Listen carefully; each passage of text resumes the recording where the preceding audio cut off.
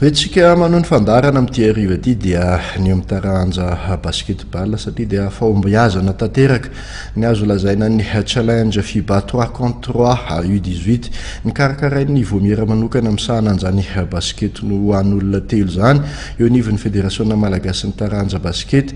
teny amin'ny lapan'ny fanatanjahantena Mahamasina teny ny andro ny zoma sy ny sabotsy ho an'ny sokajy zazalahy aloha dia ny ekipan'ny Dream Team no vosotra tompon-daka tamin'izany challenge FIBA 3 contre 3 U18 izany ho an'ny sokajy vehivavy indray dia ny ekipan'ny Mbitola voalohany no vosotra ho tompon-daka tsara ny manamarika fa natao hitiliana ireo talenta vaovao andrafitra ny ekipa-pirenena malagasy ho an'ny sokajy latsaky ny 12 taona amin'ity basket lalaovin'olona telo ity andeha hiatrika ny Jeux africains atao any Alger any ny volana jona ho avy zao ny antony tena ny karakaraina ity hetsika basket challenge FIBA 3 contre 3 U18 ity ary ao anatin'ity fanadihadiana ity ny zava-mahaliana ataon'ireto tanora mpakafy baskety ireto.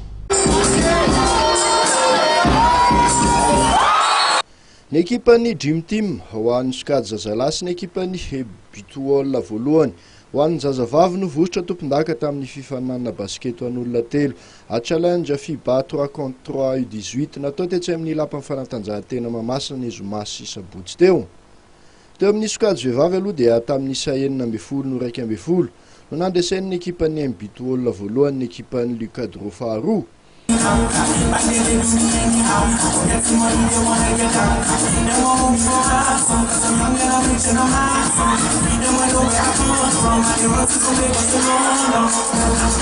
ekipan'ny Mbitola faharoa kosa ny tanany larana fahatelo rehefa nandesiny ekipan'ny Tamifa tamin'ny isa 12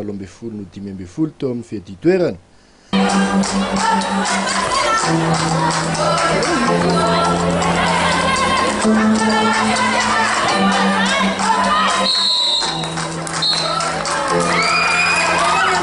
Anarak'izay dia tamin'ny isa 1-20 no 12 no navosotra tompon-daka ny ekipan'ny Dream Team ho an'ny sokajy zazalahy nanoloana ny ekipan'ny SCB Boeny.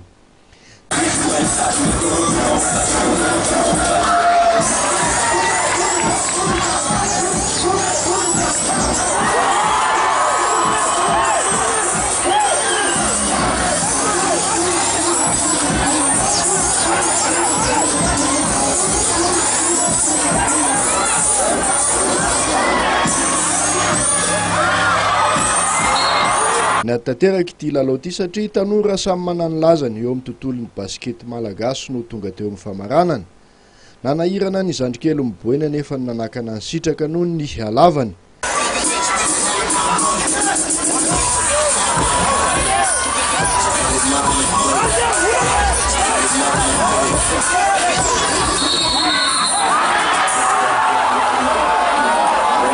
Larana fahatelo kosa ny ekipan'ny Bira Club rehefa nandesy ny ekipan'ny DCA tamin'ny isa 1-20 akoatr'izay dia tsy alefitra Jimmy avy ao amin'ny Kosfan nahazo ny larana voalohany tao amin'ny concours tir à 3 points teo amin'ny sokajy zazalahy. Ranarso Elina Chantia avy eo amin'ny Mbitola kosa ny nahazo izany teo amin'ny vehivavy. Toy ny mazatra moa amin'ny hetsika atao amin'ny basket lalaovin'olona telo dia misy hatrany ny fanentanana isan-karazany mba hoentina manome hafanana amin'ny fotoana.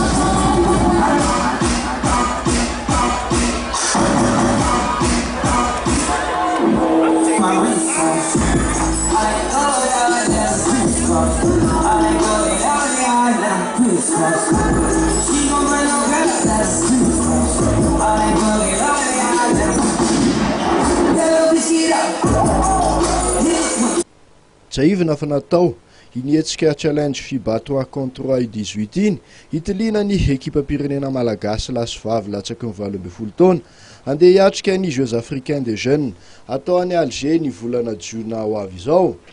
Raha ny fahitana ny faiza-manao an'ireo tanora nandray anjara tamin'ity fananan'ity dia azo eritreretina tsara ny anana ekipa-pirenena afaka ifanohitra amin'ireo afrikanina.